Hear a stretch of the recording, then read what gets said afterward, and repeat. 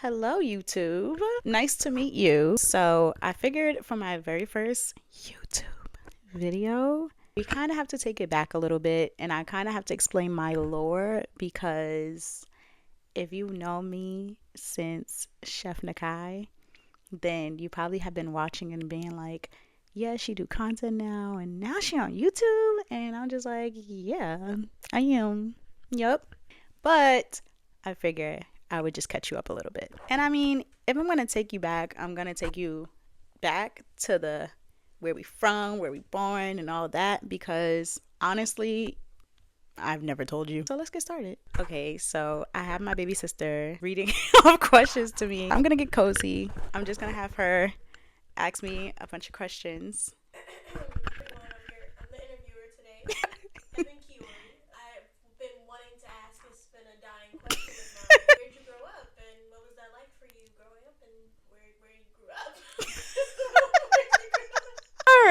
All right. I can see how this is gonna go. So I'm from Brooklyn. From Brooklyn. In New York. I feel like if you've met me, if you've been around me longer than 17 minutes, I've probably mentioned the fact that I am from Brooklyn, born and raised. I will say though, I've lived in different parts of Brooklyn. I started in Sheepshead Bay, of all places, and then moved to Bed-Stuy. And then as I got older, my mom moved to Williamsburg, so I spent a lot of time in Williamsburg to this day. And my dad moved out to Queens and so on and so forth and yada yada yada. So another part of that is me going to school where I went to school. That made me be like even more so all around Brooklyn. So my elementary school, I went to PS11 right in Clinton Hill. I was in Clinton Hill a lot. Then I went to Arts and Letters, which was like 10 minutes away from there. Arts and Letters is a really small school. But if you know 113 in that area, then my school was like right across the street from that. High school, I went to Food and Finance High School, which is on 50th Street between 10th and 11th in Manhattan. So, I was always around that like Clinton Hill, Atlantic Mall area, if you know, you know, and how that used to get down. And then after that, I just went to Manhattan and then, just continued like being a teenage dirtbag. I'm not gonna lie to you, just ripping and running and doing all that. You could tell by the name, like, hello, Arts and Letters, like, and Food and Finance. Like, I've always been in like creative schools, so that just kind of like paved the way for like a more creative career path for me. Put that in my mind as an option. And so, fun fact, how I even got into baking or culinary or anything like that is because of my mom. And basically, she had went back to school to get more credits, and she wanted to do culinary school. I would get off of school.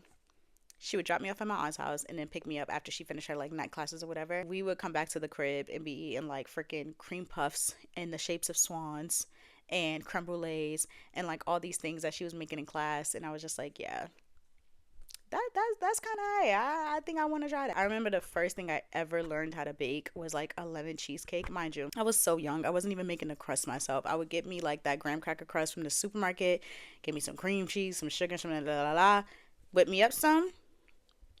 And then I was making my little one too. And to this day, I love me a lemon cheesecake. Like, if you know me, you know I die for a cheesecake. And it all started then. That's, like, the culinary part was, like, in my, I was about to say my rear view child. That's how you know I don't drive. It was in my peripheral. It was an option. But, like I said, like, I was always doing anything creative or whatever. So let me tell you something. Your girl almost had a whole different career path. Why did I call myself almost going to LaGuardia for singing, right? Funny story. Let's just say it was between LaGuardia for singing and Food and Finance for cooking. And let's just say I became a chef. So yeah, now we're in Food and Finance. Had like all our regular classes like science, math, and we also like how people would have their electives. We just automatically had like culinary classes. And to this day, I just feel like it's such like a, what is it called? Hidden gem. It's such a hidden gem because the school really does have a lot of resources for young people who really want to get into the culinary field.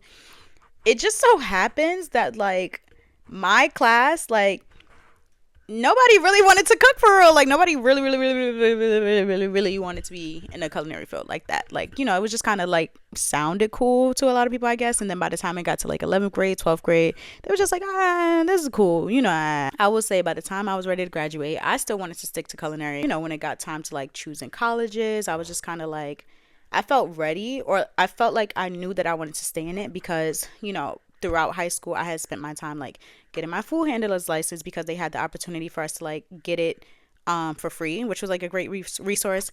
We had worked like culinary or catering events as like 10th and 11th graders or whatever.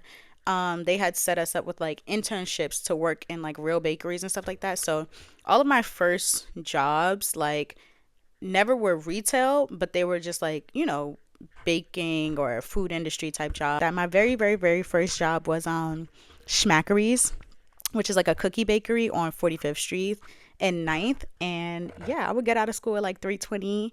At like 4 o'clock, could go work my little shift, and I had my little coin at the end of the week, and it was cute. I will say, like, even though I was working, I've always just had a very entrepreneurial mind. I will credit that to my dad because he was just always like, learn you a trade, you'll always be okay, you know. So I'll never forget one of my core high school memories. We had like an economics class or something like that. We had to like break up into groups and create a business, basically a business plan, a mission statement, really have a product and sell it in the school. And like whoever won, I don't think we even won anything for real. So my group, we were create a Starbucks adjacent company that sold like iced lattes, and we called it Better Bucks. And we created like a whole commercial and everything. Bruh, if I could find that clip, ugh, I would love that, but I don't know where that clip is. Basically called it Better Bucks. We was like, we was gonna sell frappuccinos for like a certain price, and like it was gonna be competitive with Starbucks. We had the day where we had to like sell all our products and make like real money from it and everything. Guess who won? Yeah, we did win. We did win. Yeah. So it was just one of my like little core memories to be like, I could really think some stuff up, have my little strategy. Who you know was thinking strategically in 11th grade like that. All right. So then, how was like college overall? What was that experience like? College was a time. I was one of those like I had fun, but I was locked in. I was like really locked in as far as there was no question of what I was going to do after I graduated. While I was in school, I was always working on the website to like sell pastries on when I came home. I was always on some like, I'm going to make money off this. I'm going to make money off this. So backing up a little bit, I went to Alfred State. I studied baking and pastry. By that time, I could either go into savory food, like, you know, steaks and fish and all that, or I could be with the cupcakes and the macaroons. And I was like, I'm gonna get with the cupcakes and the macaroons. So I spent my time going to like my culinary labs in the mornings. And well, I think freshman year we had like night classes in the lab, and then the year after that we had morning classes in the lab, and all of our classes were just super culinary based, finance and how to manage places. After that, once we got over like our labs and like our core stuff, we started to get into marketing and like all those things. And so as you're listening to this story, I know you're like understanding where things are going, like how my mindset is and like how it leads to other things. So yes, in college, you know, just getting my hands in all these pots. I feel like this time period is where like my innovation was born. Even though I was working with pastries, I just was able to work in different places that like showed me how far it could go. So story time. One of the summers that I was home from school, I worked at Dominique Enzo Kitchen. A lot of people know Dominique Enzo Bakery, which they're famous for like the cronut and like people stand outside. I worked at the kitchen. And when I tell you, that was one of the most like innovative places that I've ever worked in my life. And it really just opened my mind. I think I was like 18, 19 at the time. So basically it was like a bakery kitchen concept where you would come up to the counter as like a normal bakery, but you would order everything like a la carte. So we had savory items, like you could order a sandwich or whatever, but like some of the pastries, we would literally sit there and make it for you like open kitchen style. That is like the tip of the iceberg of like how like creative and innovative and just thought-provoking all of the things that we had to make were. And it's so crazy because, you know, my little sister's in college now, and like, well, yeah, and she's just trying to figure things out. I'm like, girl, let me put on my big sister hat, because like sometimes you just gotta pay your dues. Just pay your dues, put your head down, and just, you know, do what you gotta do. But mind you, shit is so different when we actually are that age. But I say all that to say, I'm thinking back to the fact that I used to be up in that kitchen working 7 a.m. to 7 p.m. It was not about overtime. It was not scheduled from 7 a.m. to 3 p.m. and then we just stayed. No. My schedule said 7 a.m. to 7 p.m. $10 an hour. But, you know, at the time it was just like the best thing. It was such a big opportunity. And it really is a priceless opportunity because it just shaped my mind to just know how far pastries could go, how unique and innovative things could be. That summer was like really thought provoking for me. I came back to school the next year. I like pastry lab teacher or lab chef or whatever. He was like, "You're different. You know some things, you know." Because I came into second year like, "Can we make macaroons? Can we make a souffle?"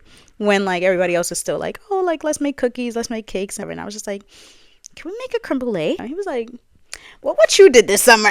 All of those little experiences really just like always molded my mind. Well, college sounded real cutesy, real fun. So, what was your work life like after graduating? So in the summers when I was like coming home, I had already started like baking and already started like settling a little cupcake here and there. So once I got home, I just wanted to like legitimize that entire process, work in like bakeries and yeah, I just wanted to like legitimize things. And it's so funny because where there was a chef Nakai, it was called Cakes by Jay. Yeah, it wasn't that creative. Wasn't that spectacular, but it got the job done. So also fun fact, Nakai is my middle name and my first name is Jelani. So it was like Cakes by Jay and then it was Chef Nakai. I feel like the next time that I start a business, I'm really going to try to start one that doesn't have my name in it and really push myself to like have a standalone name. But anyways, that's for later in the video. I really wanted to just start like building a business, building a little brand. At the time I didn't know I wanted to like build a brand per se, but like, you know, I just wanted to like make things legit. So even though I wasn't like super legit yet, I was still like moving around in the food industry and I just started getting little like opportunities. So I think my first big opportunity was catering for Yvonne Orji's birthday. That was definitely my first big experience catering for like a celebrity. I think Insecure had just came out at that time. Bro, Insecure is such like a big moment in my life. Like so many of my big moments in life and like meeting people has been tied to this show. Issa Rae, girl, just call me when you're ready, girl. One of the main places that I worked was Maison Kaiser. So my whole thinking with that was I wanted to move to Paris, y'all. I did. Jumping back to earlier in the story. So my freshman year of college, okay, not to put y'all in my business. Don't get used to being in my business. I had my little boyfriend. We had been dating since like earlier in the year. He was moving to Paris for school and I was going upstate for culinary school, right? So it was like, oh, we're just gonna like be together for the summer and then we'll go our separate ways and live our separate dreams and yada yada. Girl, please.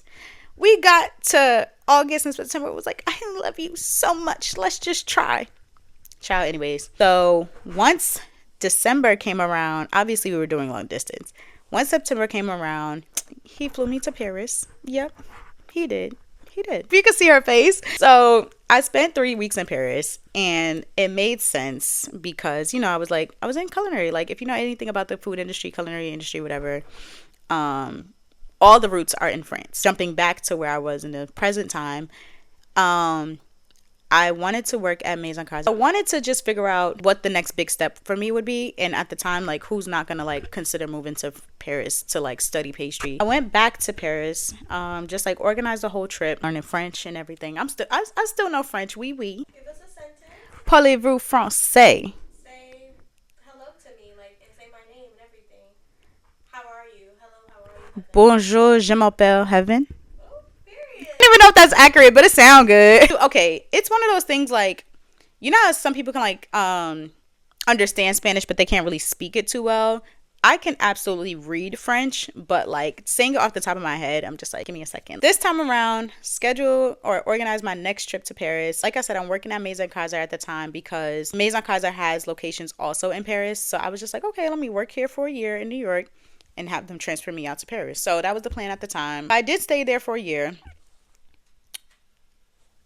I didn't move to Paris. I did not move to Paris, but when I went on that trip the second time around, I had like translated my entire CV into French.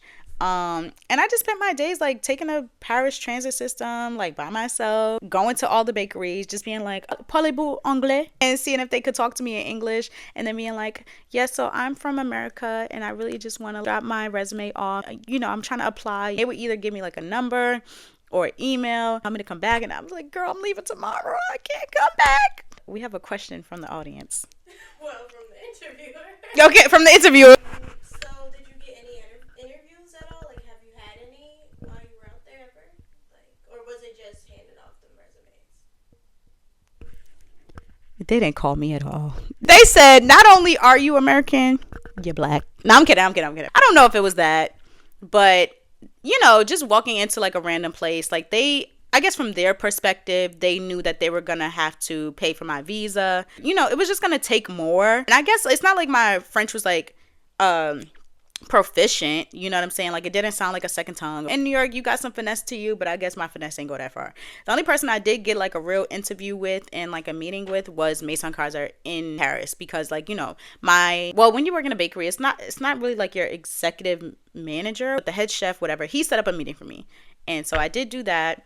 And I don't know, I think maybe there was follow-up to be done on my part. I think once I got back, it was just kind of like, I think I want to be in New York and just take the route to build my own business and, just really like keep my roots here. I think the thing at the time, if my only option was going to be Maison Kaiser in France, I just didn't know if that was exciting enough for me to leave my family and my entire life behind and everybody that I know to make the same pastries and learn the same skills that I had already been doing for a year. So it was kind of like, if I wasn't going to do a different company and learn different things or whatever, yeah, it's just like it just wasn't, I don't want to say it wasn't worth it.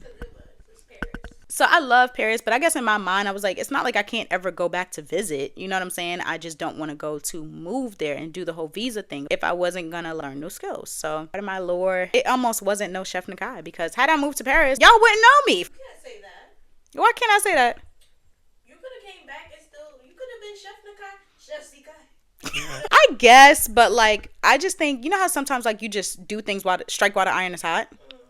I was just in a certain mode, and I feel like after, I don't know, you're right, I could have came back and do it, but had a French twang to it, like an accent. Well, I did. I actually, even while having Chef Nakai, I always had like French elements to the business. And wasn't you making the macaroons? You still never made me those, but... And I need some banana pudding too. All right, you see how we get off topic? You see, like, after the interview, like, you see how this goes. So I was working at Maison Kaiser for a year. I ended up leaving there and then like working at another like restaurant job. Long story short, I was there for maybe 6 months, I want to say. Restaurant done closed down. It just got to the point where I'm either going to try to find another job or just try to be an entrepreneur. And at that point, I had been, like, mind you, I went to high school for culinary, and then I went to college for culinary, and then I was working all this time. So at this point, I have like 8 years. How much more can I do? I'm either jump off the porch now or never. And we jumped off the porch. So we're going into the Chef Nakai era. I will keep it short and sweet. I was doing that for about 3 years, building my clientele, doing catering events. I feel like at that time, it was just a heavy community in Brooklyn, or just a close-knit community in like Brooklyn, Queens, all that. It was just a great time to be a creative. Collaboration was just on the forefront. This is the time where we was here in Issa Rae, network across, rooting for everybody black, and that really just was true. It was great for me, opportunity-wise. The thing about it is that even though there was great networking, having a branding brain really did set me apart. I knew that I wanted to be seen as a pastry chef and not a baker. So I wasn't into making birthday cakes. I wasn't into making cupcakes. I did want to have cakes, so I would do like these like cake push pops. It's like, you remember the push icy? So I would do those. Always trying to keep cakes or some type of 2-3 bite situation of a cake in an innovative way. Had those in all different flavors. We had a lot. It was just always about keeping it innovative, keeping it branded. I had like a brand color. It was like this green color. I was really big on packaging. Even my banana pudding came in the mason jars with gold tops with like my sticker on top. It was always just a heavy eye on branding. And I do think having that mindset, along with having items that just weren't normal, super common, just really helped to like set a brand. And I was always into that. Like, even if the item that I put out didn't sell a whole lot, I was just okay with putting it out so that people knew that I could do it. 2019 is when things really started to hit a groove, especially on the catering front. And catering is where the bag was at. So working in hospitality, people just like, it sound good. It sounds like such a great hustle. It sounds like, oh, you could cook, go, cool. But you got to understand that no matter how much money you get paid to do a catering, at least half of that money is going into buying the ingredients, buying your paper towels, buying your gloves, paying for your Uber there. If you're a driver, you paying for gas. So much overhead. It's a tougher business to create profit from. And I think that's something like people skip over. They just like You could cook some salmon and some rice, go sell a plate. And it's just like, no. Even with that being said, I was getting to a point where I was just able to put that budget up higher, put my quotes up higher, and get paid a little more. And my very last catering event before COVID hit was Huffington Post. It was great. You know, I think I had did Nikes, Adidas, just a bunch of other brands. I'm like drawing a blank right now, but the resume was there, or the portfolio, I should say. And it was really cool. But then COVID hit, like I said. So we just had to pivot. All of the catering stuff was more food based. And so I just pivoted back into dessert, which I had wanted to do. Because yes, I was really good at cooking. I can cook, obviously, but I just wanted to get back to the things that excited me. And so in COVID, nobody can go anywhere. And so I just decided to start a dessert service where I had 2 delivery drivers, and I would put my menu up once a month. I had it so where you could order from Bronx, Queens, Manhattan, Harlem, and Brooklyn, of course. And yeah, you could just order desserts once a month. I'm not gonna front, it was lit. From a branding perspective, just being able to pivot like that was pretty dope. That's where you hear everybody begging me about banana pudding. And it was because it got really, really popular. You could ask anybody. You could ask anybody on the street in Brooklyn who got the best banana pudding, and they With no bananas. you could ask anybody in Brooklyn who has the best banana pudding, and they're gonna say me. I'm a couple years out, so that might be a bold claim right now, but especially at that time, bro, you was not seeing me. And I was making other things too, like I added macaroons to the menu. I was just getting more decorative and like artistic with cookies and things like that, and it was a great time. Now, obviously, I'm not currently baking, and she's been on a hiatus for almost 4 years now. Wow. The girls want to know, are you back into baking? No.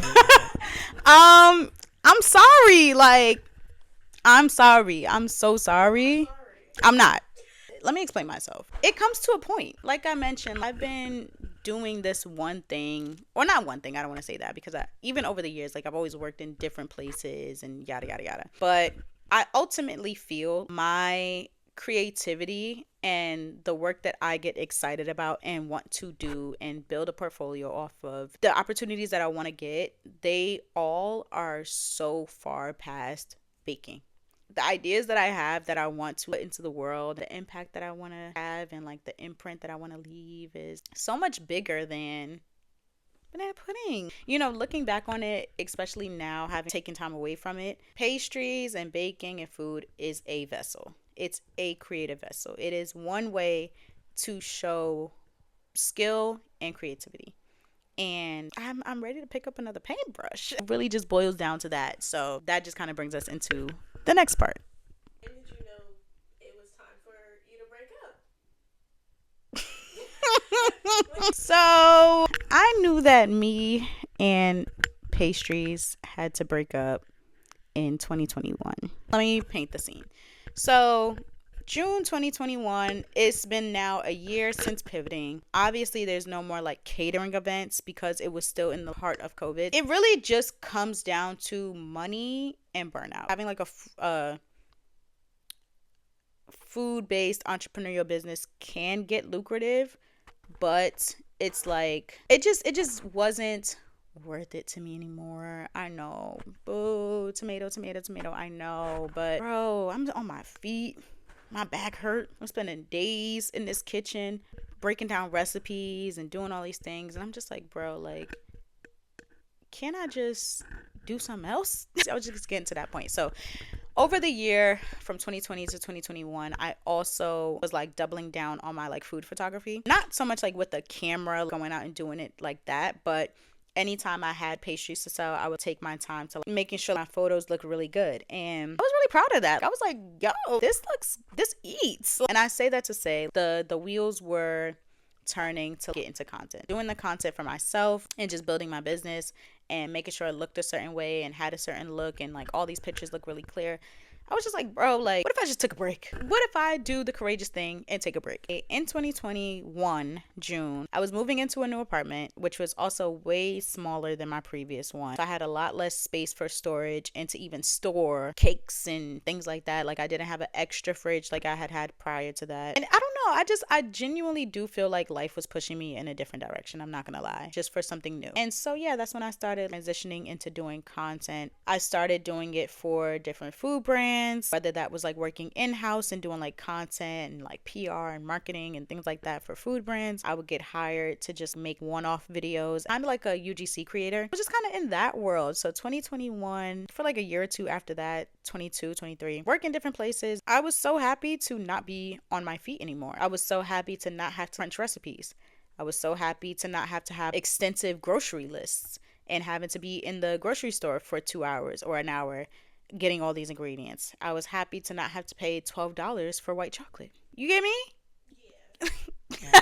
It's a lot, bro. Like, it's a lot on the body. Imagine it in this economy. Eggs cost $12. Like, could you imagine? And so I guess like looking back on things, like this is, not trying to drop no gems or nothing, but this is why like you just gotta trust things in the moment. Because imagine I was still trying to like push to stay with catering the whole time the freaking economy is crumbling underneath our feet, and now I would have had to like stop doing it anyways. Oh, so there is the money part of it, just because like I mentioned, like every dollar that you make, 50 cents to 75 cents of that is going back into the business, and that it gets to a point. Then I also was realizing how big of an effect it has on the body and the mind. On the body, a bitch had scoliosis. Yo, like, you see how dramatic that sounds? Like, imagine me. It was mild scoliosis, right? The thing about mild scoliosis is the fact that you're not born with it and you just kind of develop it. And what that meant was like all the years of like working in the kitchen. If I'm always holding something with this hand and then chopping with this hand, like you're naturally always gonna be like this. So years of being like this, it just kind of did that. Like, I'm just like, oh hell nah. Okay, so I guess I'm a real YouTuber now because I recorded a whole segment and my freaking mic was muted. So another thing that I was talking about was the whole sacrificing of self that doesn't really get talked about too much when it comes to like running a business and things. Because I mean, maybe it's not everybody's story. Like everybody doesn't like sacrifice the way that I did. I was just kind of faced with the choice of, are you gonna get a $200 flight, go half seas with your friends on an Airbnb or whatever the case may be, and travel and do this, that, and the third, or are you going to get you a new KitchenAid for like $350, $400? You know what I mean? And anytime I had the choice to choose between things like that, I was always in the mindset of, why would I not get the thing that's going to make me more money? And why don't I just like make an investment? Why don't I just like think long term? So I always chose that route. I don't remember if I said this before, but I didn't want to bake in my mama crib. I didn't want to cook in my mama crib. So I moved out, willingly added on like big girl rent and big girl bills on top of these things. So I was cool with it. I'm still cool with it. I'm happy to have moved out and done the whole thing. But just looking back on it, like, you know what I mean? Like, I guess if I had to like look back on it and decide if I wanted to do anything like different, I would just add more balance. I would definitely add more balance in whatever ways that I could, so that I wouldn't feel so like, fuck that shit now. But you live and you learn. I don't have any regrets about it. My mindset really is just like, stay down till you come up, and that's just what it is. And I'll probably do it again that way. But as I'm older and as I'm going into like new career fields, I do think that work-life balance, investment versus fun balance is like very much needed. With the time that I had when I wasn't like worrying about baking, worrying about putting out a new product, worried about cooking on this day, then shooting some content on this day and posting on this day, or whatever the case may be, I just had a lot of time to just like get to know myself and just develop a self to get to know. Just figure out like what shows I liked that I wasn't watching it just because it was like popular at the time, like really going back and watching stuff, finding out what type of movies I really liked, listening to music, figuring out, just not taking in what was lit at the moment, and really just going back and developing personal style, personal interest for things. Like, and I know that sounds so, girl, how you wasn't doing that before? Yeah, but I had businesses. Okay, I had businesses. I had stuff to take care of. So when it was time to just take personal time, I wasn't really, I was just going with, whatever was in front of me, not really bringing something to it and bringing a je ne sais quoi to it. So, and that's different now. She's different now. She's developed. She is, she's such a more developed, thorough person with more layers now, and I like this. I like this a lot. So yeah, that's definitely part of it on the personal level. I had way more time to just like prioritize beauty and wellness and all those things. That was great because just having that real life human experience with prioritizing wellness, doing yoga, going to the gym, trying to eat certain foods that don't have sugar so that you're not breaking out, and drink a gallon of water a day, and drink green juices to like flush out your system, so like you're not breaking out no more, finding makeup for acne prone skin, and doing my hair at home because it was COVID and couldn't nobody do nothing for real. All of those things really set me up for my next chapter. I had always gone between marketing jobs and baking and stuff like that, but I really just wanted to hone in and build a career. Like, it was really good. I was really able to get into that field because I just had so much real life experience to bring to it that made me just have a certain perspective and point of view. But yeah, so having that perspective really, really did good. And then I was able to move into working for a couple different beauty brands, especially in like the influencer marketing world, and that was really, really good. But again, with our country ever changing and just the economy always changing, I think we went from like, oh my god, we got so much money, everybody's making over 100K and working remote, we went from that to like, everybody's laid off. That just became what it was. Again, we just had to pivot, go back into freelancing, because what else can you do? From there, like, the job market is what it is. Like, we're just in different times now, to where when we did part ways, I was just like, bro, I need a minute. Even though I did feel settled in being in marketing and I love beauty, I just, now being faced with what I was going to do next, I really just had to sit and think about it for real. Because I was just like, influencer marketing is cool, but it's not as creative as I would like it to be if I had to really choose. There is some like strategic concepting in it, but for the most part, it's definitely more of a sales type of role, because you're negotiating rates, you're finding people, you're making sure people get paid. I want to be on the content concepting side of things. I want to be in the bigger campaigns. While I was working at the company, we had different projects like doing Vanna White and Wheel of Fortune as a collaborator with one of our products, and that I got to like work on that campaign concept and kind of get my ideas for that. What else did we work on? Why am I drawing a blank? But just other bigger campaigns. We worked with Ali Wentworth on a campaign, a ageism campaign for older women. Yeah, I know I'm giving this like not the credit it deserves, but it was big campaigns that I was able to work on, to where when I'm now like faced with figuring out what I'm going to do next again, I was just like, yeah, I want to be there. And just in the meantime of still applying to jobs, doing that whole thing, but just understanding like the job market just is what it is right now. That brings us to like 2024.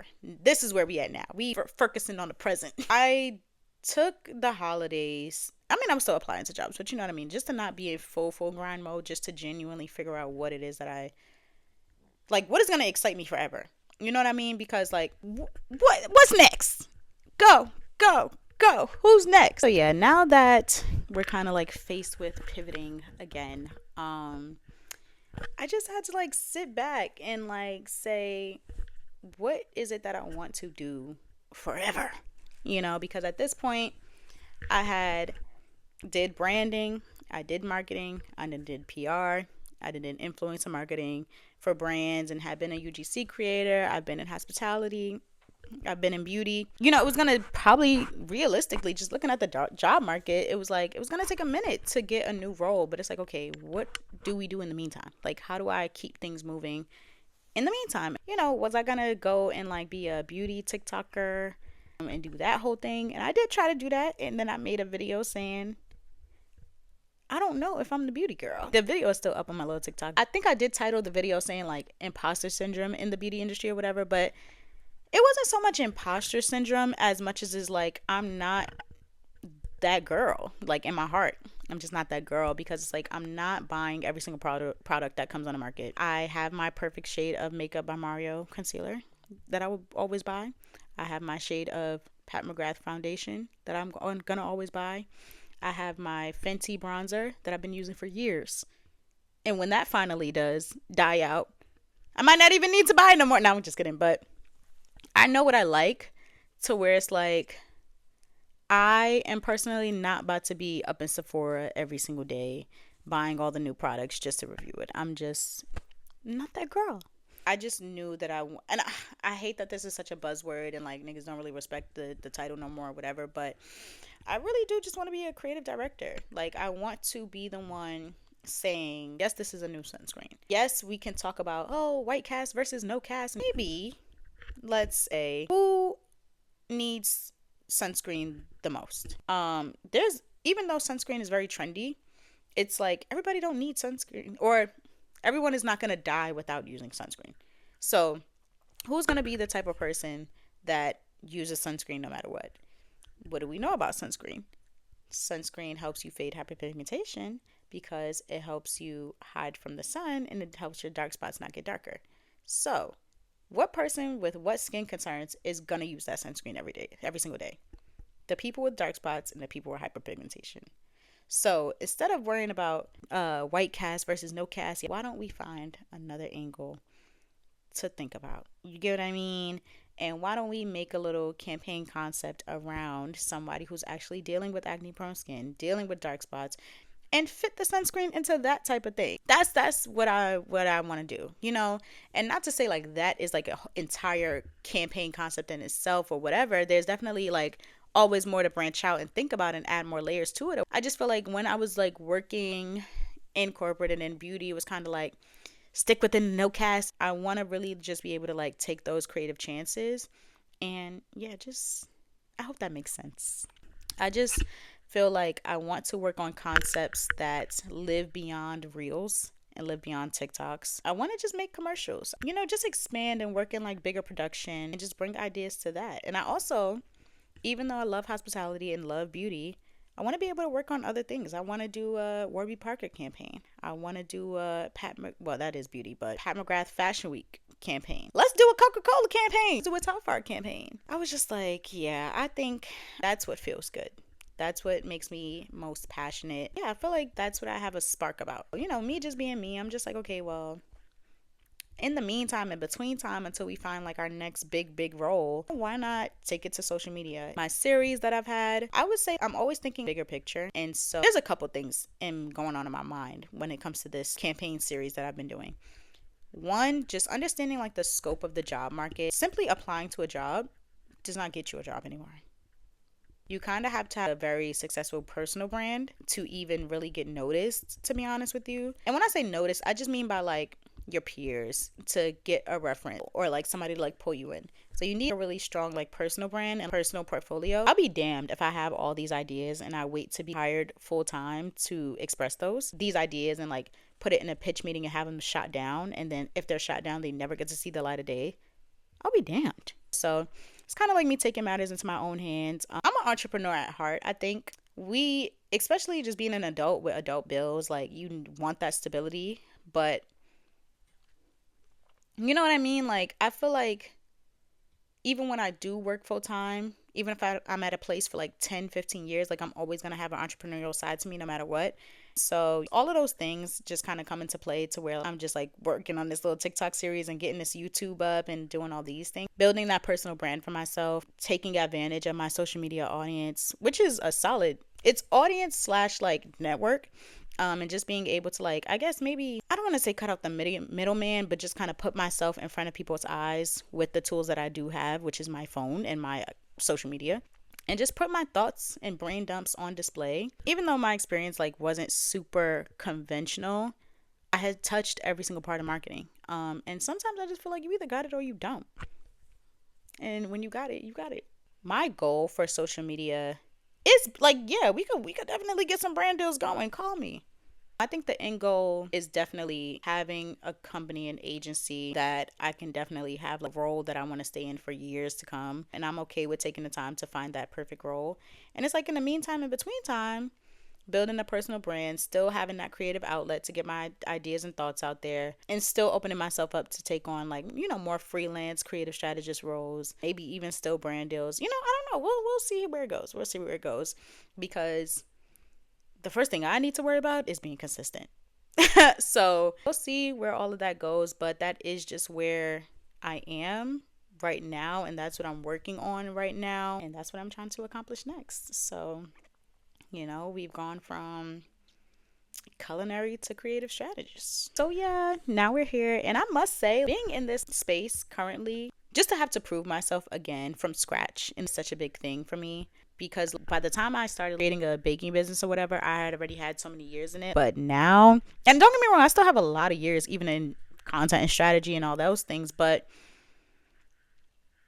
it's just different. And maybe because it's like more competition, I would guess you can say, like it's more competitive. Because when I was baking, it was given 101 Buki. I just feel like, there's so many creative strategists, there's so many creative directors. And don't get me wrong, I still feel like there's still only one of me. But proving that and building trust in that is a feat. You know what I mean? And it's like, it's exciting because it's challenging in a new way, which I love.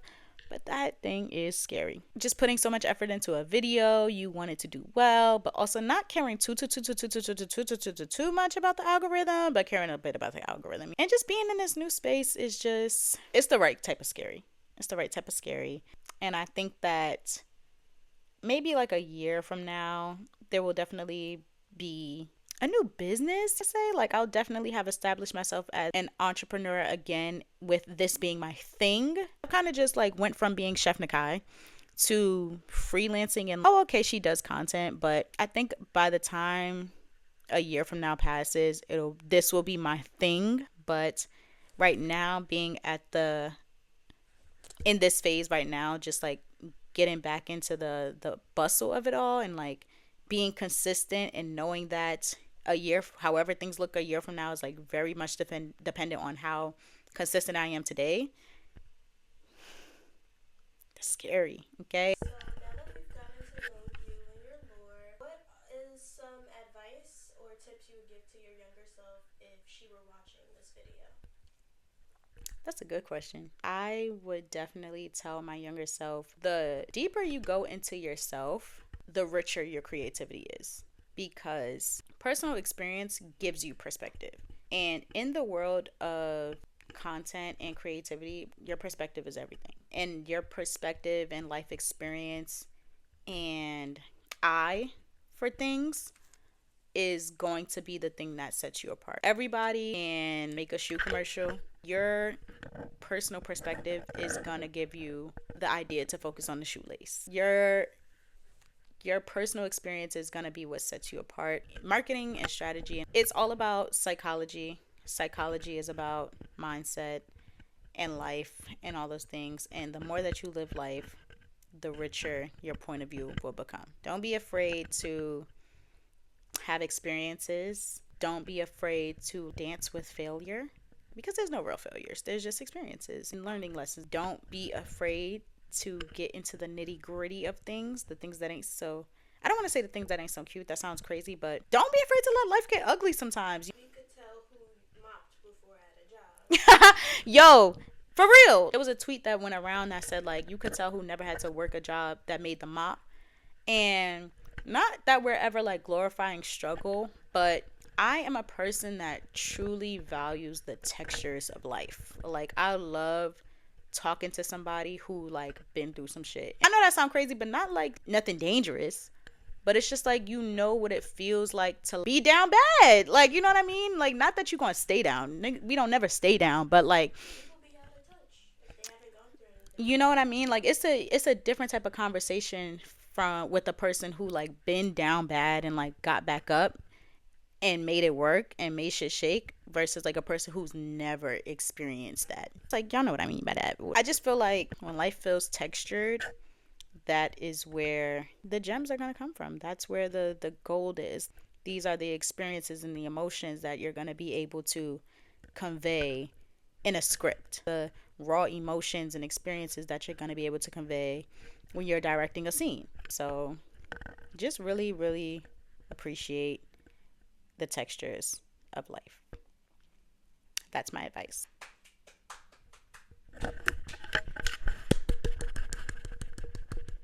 That is my YouTube video. I'm talked out. Sun done went down. I just hope that you guys